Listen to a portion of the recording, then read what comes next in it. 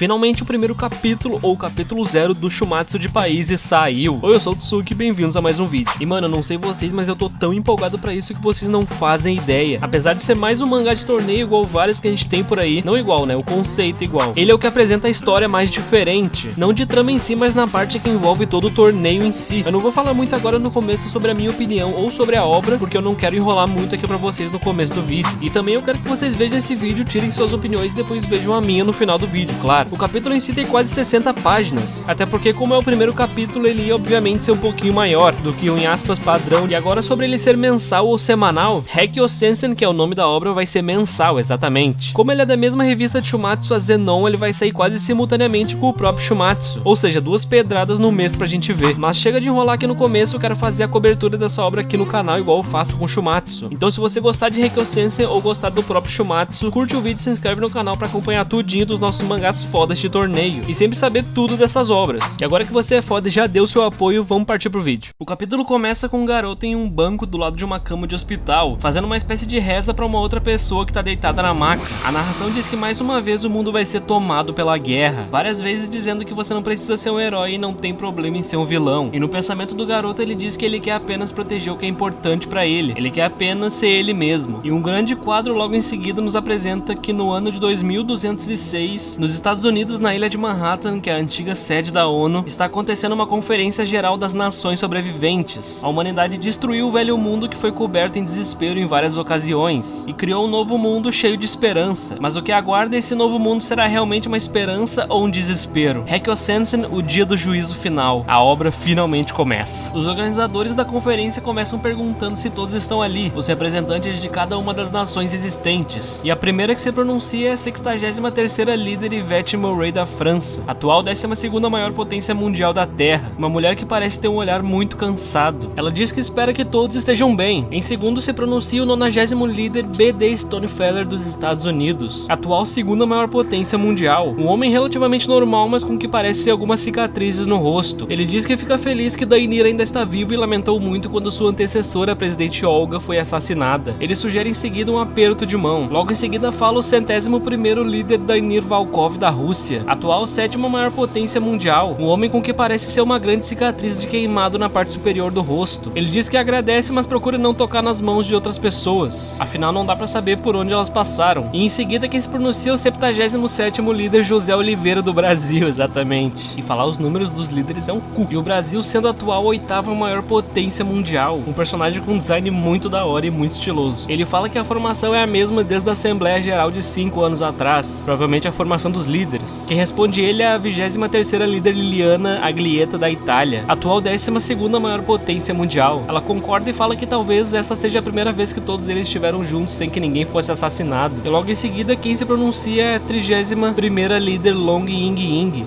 esse nome é muito engraçado, da China, atual 1ª maior potência mundial. Na real, se ela é a maior, nem precisava ter dito a primeira, né? Ela diz que como sempre o líder do Japão foi o primeiro a chegar e diz que pelo menos a sua pontualidade é incrível. E diz em seguida que espera que eles consigam manter sua classificação de potência mundial. O líder de número 236, Nishizono Renjuro do Japão, atual 16ª maior potência mundial, responde pra ela pra não se preocupar com isso. De todas as potências mundiais da Terra, o Japão é a mais baixa, a mais fraca. Seu secretário só concorda, mas pensa preocupado que finalmente começou a conferência. O próximo quadro é mais uma página dupla, esse capítulo tá realmente muito bom. O 59º líder William Svalbard da Noruega, atual 14ª maior potência mundial, fala pra todos os outros agradecendo por reservarem um tempo na sua agenda lotada para se juntarem hoje. Ele se apresenta como representante das 16 áreas do mundo nessa conferência. O líder americano diz que não tem necessidade de apresentações formais e é melhor irem direto ao ponto, para os dados atuais do planeta. William concorda e apresenta os ditos dados numéricos dos limites planetários, dados referentes à área de atividade humana. Ele mostra que todos os parâmetros foram excedidos e a área de atividade biológica diminuiu em 35% nos últimos 5 anos. Ou seja, os humanos estão cada vez mais perdendo seu espaço numérico no mundo. E agora o maldito diz muita coisa, meu Deus, mas vamos lá. Primeiro ele diz que a concentração de dióxido de carbono subiu em 32%. Também comenta sobre a desertificação do hemisfério sul em 34%. Também o desaparecimento do inverno no hemisfério norte, 36% da superfície terrestre perdida devido ao aumento do mar e a extinção de mais de 13 mil espécies de peixes, e também a extinção em massa de 530 mil espécies de insetos. extintos, mais de 13.000 espécies de mamíferos e mais de 6.000 espécies de aves extintas. A semi-extinção de espécies de plantas devido à redução de 64% das florestas. Finalizando, ele diz que com base em todos esses dados, a inteligência artificial nomeada de Gaia calculou o número de anos restantes da existência humana na Terra atual. Ela calculou que a extinção da humanidade será em 100 anos, e dá pra ver estampada em alguns rostos pensativos a preocupação sobre esse número, afinal 100 anos é um tempo muito curto. A Liliana da Itália comenta que não acredita que os humanos têm apenas 100 anos, é preocupante demais. E quem fala em seguida é o 55º líder Cornelius Cleburne, da Austrália, atual 9ª maior potência mundial. Ele comenta que isso é impossível, 5 anos atrás na última reunião eles tinham quase 1000 anos ainda. Isso é uma queda muito drástica para tão pouco tempo, mas ele é retrucado dizendo que esse é apenas o número de agora. Em outras palavras, o número está diminuindo cada vez mais rápido a cada momento que passa. Pode ser hoje ou amanhã. Assim é o estado atual do ambiente global à beira do colapso. O planeta Terra está sem força até mesmo para gritar. O humano da Rússia pergunta se o povo está ciente dessa situação, e a única líder da nação da Índia, que é a 3ª maior potência mundial, diz que de jeito nenhum, caso o povo soubesse, eles fariam um motim generalizado. O humano dos Estados Unidos responde que na verdade não mudaria nada se eles soubessem, mas o povo será mais feliz se viverem na ignorância. Mas a líder da China diz que todos estão cientes da situação atual do planeta, e diz que os Estados Unidos só caíram para segundo lugar porque insultam demais o povo. Samuel, líder do Canadá, diz que os conflitos por recurso não têm fim, e as pessoas sabem que se continuar assim, todos estarão em apuros. O líder do Reino Unido, Joshua, diz que sente falta do nome Cidade da Neblina fazer sentido. Agora só chove apenas algumas vezes por ano. Kenneth, o líder da Nigéria, se pronuncia perguntando quais são as chances do cálculo da Gaia estarem errados. É apenas um cálculo de uma inteligência artificial, não é? E a Laila, líder do Egito, concorda dizendo que eles não devem desistir ainda. Eles devem continuar procurando por uma resposta, afinal ainda deve existir alguma coisa para fazer. Mas Luong, a líder do Vietnã, ou mais conhecido como Vandinha, diz que a Gaia também previu catástrofes e guerras passadas. Ela pergunta se eles lembram de quando ninguém acreditava em inteligência artificial e por isso tivemos danos enormes. Mas o líder do Japão corta todos. Os líderes de Estados Unidos e China comentam para deixar aquele que está mais abaixo entre todos falar um pouco, e o líder do Japão começa a falar. Ele comenta que durante essa conversa a vida da Terra diminuiu mais de 5 minutos, e ele tem certeza que ninguém veio aqui para ficar discutindo os rankings. Ele fala que como foi decidido na conferência geral passada, quando o número de anos de existência da Terra cair para menos de 100, o número de organismos que são mais prejudiciais à existência humana deverá ser ajustado. Um acordo a fim de evitar a extinção humana. Isso é o acordo de sintonia terrestre. Só que dessa vez foi decidido pela Gaia que a espécie mais prejudicial à sobrevivência da raça humana são os próprios humanos. Essa Gaia tá me cheirando a Ultron, e aqueles da humanidade que irão sobreviver serão decididos pelo seguinte modo: a guerra final das nações arruinadas. Todos olham um pouco preocupados com essa fala, mas ela continua. Ele diz que eles não vão permitir que a Terra continue a ser destruída. Uma seleção de vida por força de igual para igual. Esse será a prioridade de todos. E todos devem usar os melhores indivíduos que cada país tem a oferecer, os nomeados heróis representantes. Eles vão os usar em uma batalha pela sobrevivência das suas nações. A guerra final das nações arruinadas é exatamente o que parece. É uma guerra para determinar qual das nações sobreviverá na Terra. Depois que o japonês acaba de falar, o clima da sala fica muito tenso. Ninguém sabe o que dizer nesse momento. E com isso, todos se olham e fica um silêncio. A não ser por Arslan, o líder da Mongólia. Que nomezinho difícil, hein? Ele diz que se eles vão lutar, ele se pergunta se os heróis representantes iriam gostar disso. Mas o japonês diz que não importa se eles vão gostar ou não, eles vão ser obrigados. E eles usam dizendo que eles são bons em persuadir pessoas. O conselheiro do líder japonês fica muito tenso pensando no que tá prestes a acontecer. Uma guerra para decidir quais países perecerão no mundo. Será que isso é realmente pelo bem da humanidade e do planeta? É como se fosse... A líder da Índia bate na mesa e diz que essa ideia é como se fosse nada mais nada menos do que apenas assassinato em massa de humanos inocentes. Mas o líder japonês com mão de ferro grita para eles se decidirem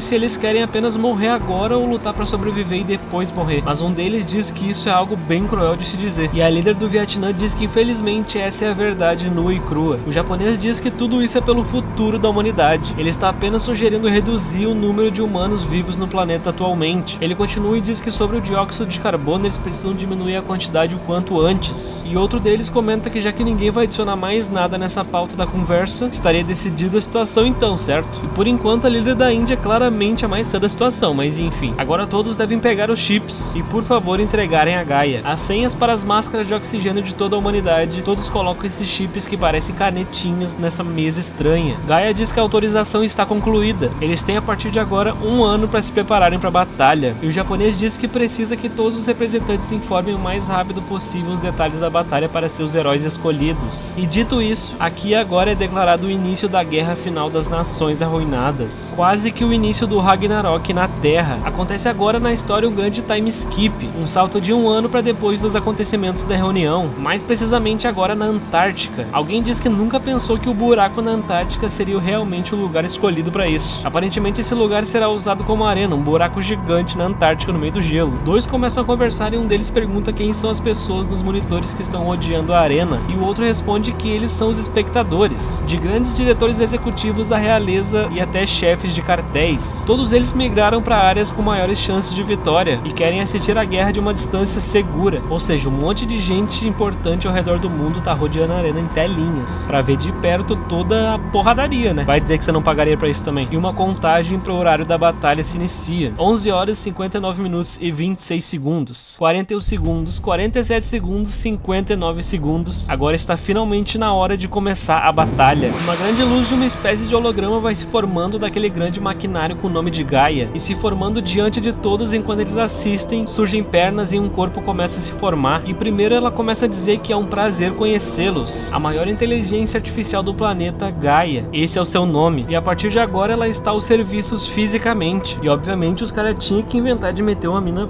pelada na história, né? Padrão. O líder do Japão pensa sobre ele nunca ter visto essa personificação da inteligência artificial Gaia, e ela olha pra arena e continua falando. Ela se apresenta como sendo uma IA criada pelo bem do planeta Terra, e como juiz imparcial e sem emoções ela foi encarregada de liderar esse torneio, e sua função é apenas fazer cálculos para a sobrevivência da raça humana. Para esse propósito ela deve completar essa batalha que a humanidade escolheu travar, para então evitar a extinção da humanidade. Um dos japoneses comenta que a Gaia é uma inteligência artificial que está operando em segredo desde 2030. Seus cálculos previram e guiaram a humanidade por diversos períodos. Produção de vacinas para a pandemia do Rosa Vírus de 2033. O fim forçado da Quarta Guerra Mundial. Não teve nem mesmo um cálculo errado. A única maneira de nós, a raça humana, sobrevivermos é obedecer o que ela diz. Neste planeta é ela que governa. E ela diz que vai explicar as regras da Guerra Final das Nações Arruinadas a todos. Ela começa a dizer que esses chips que ela tá mostrando foi confiado a ela por todos. Todos os principais países representantes, todos os 16. Basicamente são chips que contêm a senha da máscara de oxigênio de cada ser humano vivo. O país vencedor ganha o direito de obter um desses chips. Em outras palavras, o país vencedor pode eliminar um dos 15 países representados pelo país derrotado. Ou seja, o país que perder a batalha será dizimado. Isso é a Guerra Final das Nações. A líder da França fala sobre digitar uma senha, desligar as máscaras das pessoas e destruir todos da área inteira. O líder brasileiro diz que o mundo não pode mais viver sem essas máscaras de oxigênio. Isso é muito preocupante. Mas essas são as regras do torneio. Mas a Gaia ainda fala que gostaria de acrescentar novas regras. Uma regra nova totalmente diferente para cada partida. Todos ficam surpresos sobre as tais regras adicionais que ela comentou, dizendo que ninguém estava esperando por isso. E essa regra nova é que a área perdedora terá que dar uma coisa que a área vencedora queira, ou seja, submissão, dito pela própria IA Gaia. Ninguém acredita nessa regra e todos ficam muito surpresos de modo ruim. Um dos espectadores grita que não estava sabendo dessas regras e fica enfurecido. Ele pergunta o que poderá ser tomado, e a Gaia responde que absolutamente qualquer coisa. Dinheiro do governo, áreas marítimas, florestas, terras, poder militar, qualquer coisa que desejar. Ela fala que sentiu que esse torneio havia uma necessidade de condições que forçassem os heróis representantes a lutarem. Ela também diz que se o vencedor não conseguir decidir o que ele quer, a Gaia mesma ia decidir por ela, o que será pego de ajuda do perdedor para o vitorioso. Um dos espectadores se questiona se isso é realmente uma inteligência artificial e pergunta se ela realmente pode fazer algo assim, mas ela responde que sim, ela pode, e tudo isso é pela sobrevivência da humanidade. A comoção é geral depois dessa fala da Gaia. Uns ficam se perguntando o que seria de todos se isso acontecesse, e um líder resmunga sobre a área e as pessoas. O líder americano diz que acha que isso não vai ser tão fácil como ele pensou, mas no fim todos, ou pelo menos a maioria, grita que vão vencer com toda certeza, que eles não estão nem aí pros outros países, que não se importam quais meios eles vão ter que usar, que eles vão matar todos os outros. O líder japonês diz que já entendeu. Ele continua dizendo que toda a humanidade está sendo mantida como refém. Os outros ficam meio afetados com essa afirmação, mas o líder japonês continua dizendo. Diz que isso é incrível. Se vencerem, eles sobrevivem e o país e sua região prosperarão. É uma regra adicional fantástica que pode vir a reduzir ainda mais as emissões de dióxido de carbono. Mas o secretário japonês diz finalmente algo são. Ele diz que todos estão completamente loucos. Essa situação toda de apostar as vidas da Terra em um simples torneio de matança. É simplesmente uma loucura generalizada. Mas o líder japonês responde que ele está totalmente são. Isso tudo é apenas pensando na sobrevivência e na proteção do povo. Começa a ser dito o nome da Terra em várias línguas diferentes, terminando no português com o nome de Terra, e aquela pessoa lá do começo da história começa a falar sobre a Terra. 6 continentes e 7 oceanos, o terceiro planeta do sistema solar, um planeta com um núcleo de ferro fundido fluindo em seu interior, um planeta de água e vento, uma estrela repleta com a essência da vida. Ele continua falando enquanto ele olha um retrato do que aparenta ser ele com uma mulher, o planeta que sua mãe amava, talvez seja a mãe dele no retrato, o planeta onde as flores desabrocham. Ele se encosta e dá um suspiro. Isso é guerra. Esse quadro é muito triste, mano, sei lá, passa uma tristeza esse quadro, parece que ele tá angustiado, sei lá. E depois de um momento pensativo ele fala que isso é um ciclo sem fim. Essa pessoa que tá sendo mostrada aí aparentemente pode ser o nosso protagonista da história, talvez. Agora na arena localizada abaixo das geleiras da Antártica Ocidental, uma inteligência artificial começa a falar e pedir perdão pela demora. Ela diz que eles têm o prazer de anunciar que os heróis representantes estão prontos para começarem. Ela vê que todos os representantes já estão acomodados em seus lugares, então é hora de começar finalmente. Começar a guerra final das nações arruinadas. Ela se apresenta dizendo que se chama Olivia e ela também é uma inteligência artificial e será a anfitriã e juíza de cada partida. Todos os espectadores observam a cena inteira e ela continua dizendo para seguir em frente. Agora, sem mais delongas, é um prazer anunciar o primeiro representante na primeira batalha. Ela faz a apresentação para todos que estão assistindo, dizendo que eles têm o primeiro herói representante, fazendo sua grande entrada vindo da zona de Atlântida, área A, e ela começa narrando o background do primeiro competidor, dizendo que foi há 9 anos que as pessoas encontraram ele pela primeira vez, o ele sendo em aspas, às margens do rio Tamisa em Londres. Ele não era um ladrão qualquer, seu primeiro crime foi roubar 4 moedas de prata, mas então seus crimes foram acumulando e quando finalmente ele foi encurralado pela polícia, o despertar das suas habilidades aconteceu. Naquele momento, usando suas habilidades, a ponte da Torre de Londres foi destruída, um interessante paralelo com o próprio Jack, né? Até tem a música do Jack em Shumatsu, London Bridge is Falling Down. Um ano depois, ele permaneceu foragido até ser protegido como um herói representante nacional. O povo cheio de medo chamou o assassino livre pelas ruas de Bicho-Papão. Nisso é citado uma espécie de poema nonsense chamado Jaguadarte, que aparece no livro Alice no País dos Espelhos, e ele é dito na língua inglesa, mas de um jeito muito estilizado, então não julguem minha leitura, por favor. Era brilos, as lesmolivas touvas, rodavam e reouviam nos gramilvos, estavam mincicais as pintalouvas, e os momiratos davam grilvos. Uma criatura misteriosa de origem desconhecida, Jabberwock,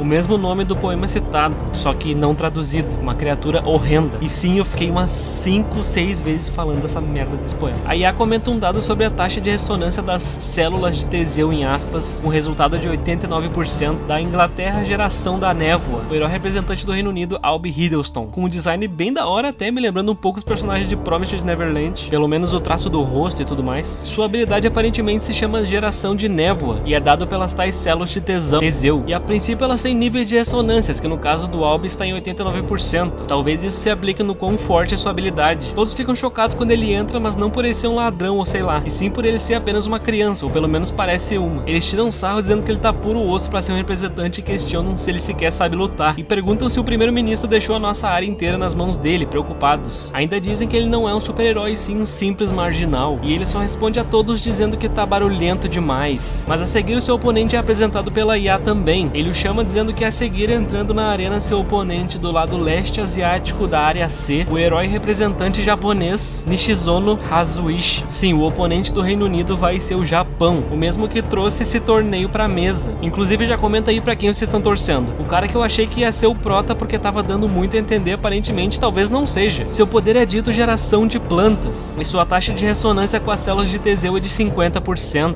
bem menos que a do seu oponente inglês. E com a chegada dele todo mundo fica espantado, porque segundo o comentário da líder chinesa, ele é o filho do primeiro-ministro do Japão, filho do líder representante. E apesar de tudo, ele é também uma criança que todos zoam. A IA começa a falar sobre a nova espécie de heróis representantes que foi descoberta há 1 ano, e fala da sua taxa de ressonância das células, que é de 50%. Todo mundo fica se perguntando sobre o representante japonês, se duvidando se o líder japonês não tinha o mesmo nome, ou pelo menos o mesmo kanji. É bem difícil pra eles acreditar que o ministro colocou seu próprio filho pra lutar. A IA continua falando por ser uma nova espécie, essa é a única informação que eles têm, e como herói representante ele não possui nenhuma experiência militar. Essa é de fato a sua primeira luta na vida. Lutador e ministro, pai e filho se encaram de cima a baixo na arena, e na arquibancada, onde tá a líder do Vietnã, um homem vai falar com ela perguntando se aquele garoto é mesmo filho do líder japonês, e ela responde que sim. Ele parece não gostar muito dessa situação e ela pergunta qual que é o problema, e ele explica que não consegue acreditar que ele fez isso com o próprio filho. Ele questiona por que ele mandou seu filho pro campo de batalha, mas ela diz que toda pessoa que luta em uma guerra é filha de alguém, e diz que isso que é a guerra. Enquanto os dois oponentes se olham no campo, a IA comenta comenta que qualquer ataque contra alguém que não seja um herói representante no campo de batalha resultará em uma derrota imediata. E isso é um ponto legal, coisa que falta em muitos outros mangás de torneio, inclusive Shumatsu. Esse negócio de plateia e tudo mais. Se bem que agora na luta do Apollo meio que mudou isso aí, né? Já que a plateia foi acertada. O vencedor será decidido quando um dos dois participantes for incapacitado ou morrer. Interessante saber que não precisa haver mortes na luta. A incapacitação é uma realidade nessa luta. Nesse mangá, no caso. Diferente dos coitados de Shumatsu. Ela continua dizendo que a guerra final das nações arruinadas, a primeira batalha entre Reino Unido contra Japão, começa agora. Ela grita que eles já podem começar. E nas arquibancadas o líder japonês resmunga que já começou a rodada. E continua comentando sobre os heróis representantes. Ele diz que há alguns anos surgiram simultaneamente crianças com as chamadas células de Teseu, que sofreram mudanças absurdas. Ele diz que isso é a teoria da evolução. Nem sempre o mais forte irá vencer. E não necessariamente o mais inteligente sobreviverá. Os únicos que podem sobreviver e prosperar são aqueles capazes de se adaptar e mudar. E ele continua dizendo que, então se essa é a Terra, ainda tem esperanças, é pra mostrar para eles. E aqui, gurizada, temos os painéis de todos os representantes de cada uma das nações existentes. E não, eu não vou falar de todos eles aqui agora, vou deixar pra falar em um vídeo específico ou em shorts também. Mas o design deles estão muito bom, principalmente o design do Rafael, que tá muito foda. Que não se chama Rodrigues, mas sim Gutierrez, nome latino genérico pra caralho. E tenho que dizer, mano, esse maluco dos Estados Unidos parece um por um o Poseidon de Shumatsu. Uma versão feliz do Poseidon, sei lá. Até o estilo do cabelo é 100% igual. E agora na próxima página a frase do líder japonês se completa dizendo heróis do desespero. E com aparentemente o representante japonês com um machucado no rosto com uma espécie de estilhaço quebrado, pode ser consequência das células de Teseu, vai saber. E com a mensagem de que existe uma esperança nessa guerra, mas não há salvação, o capítulo 0 de Heikyo Sensen termina aqui. Meus manos, eu simplesmente amei toda essa premissa que esse mangá oferece. Essa história e trama sobre a Terra passar por tudo isso e os humanos apelarem pro provável único jeito possível. A ironia de ter que fazer um genocídio para que a humanidade consiga viver. É realmente muito interessante, eu tô muito empolgado pros próximos capítulos dessa obra. Fora que o design do líder brasileiro e do representante do Brasil na luta são muito bons. Real, um dos melhores. E finalmente o Brasil não sendo representado com xenofobia ou generalização de conceitos. São designs muito trabalhados e muito únicos dos dois personagens. Por mais que ainda tenha gente que fala que o design do lutador brasileiro tenha que ter conceitos xenofóbicos para representar o Brasil. Isso é o cúmulo da burrice, mas enfim. E não, a Terra não é plana na obra, ainda bem. Agora eu queria saber a opinião de vocês sobre essa história, sobre esse capítulo e também sobre o vídeo, por que não? O que estão achando da obra e também pra quem vocês estão torcendo entre os dois participantes, pro Reino Unido ou pro Japão. Eu acho um pouco que essa parada de não necessariamente precisar matar e só deixar incapacitado é uma parada que tira o peso do resultado um pouco. Mas eu tenho certeza que não é isso que vai estragar a luta. E eu sou time Japão pra caralho, já dizendo. Talvez eu mude conforme a luta vai avançando, talvez, mas por enquanto eu sou time Japão. Mas agora esse vídeo vai ficando por aqui. Espero que vocês tenham gostado e até mais.